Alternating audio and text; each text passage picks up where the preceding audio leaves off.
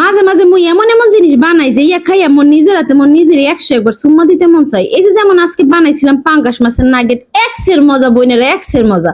পাঙ্গাস মাছের নাম শুনে নাক ছিটকেন না, আগে বানান খান তারপরে মন নামে আইসা বদনাম করেন বুঝছেন। এই যে এখানে লইয়া লইছি মুই পাঙ্গাস মাছ, লইয়া লইছি আদা রসুন বাটা 2টা, কাঁচামরিচ, টমেটো সস, সয়া সস, গোলমরিচের গুঁড়া, সামান্য একটু লাল মরিচের গুঁড়া, লবণ, চিনি দিয়া সুন্দর করে ব্লেন্ড করে লইছি। ও হ্যাঁ, রুটিও আর তেলও দিছিলাম। তারপরে এইখানে আমি নাগেটের শেপ দিয়া লইছি, আপনারা আপনার মনের মাধুরী মিশিয়ে যে কোনো শেপ দিবেন। তারপর আমি পাঙ্গাস মাছের নাগেটটা সুন্দর করে ডিম দিয়ে আর ব্রেড ক্রাম দিয়ে কোট করে লইছি। এই ব্রেড ক্রামটা কিন্তু আমার বাসার বানানো। যদি আপনারা রেসিপি চান অবশ্যই মোরে কমেন্ট করে জানাইবেন বুঝছেন।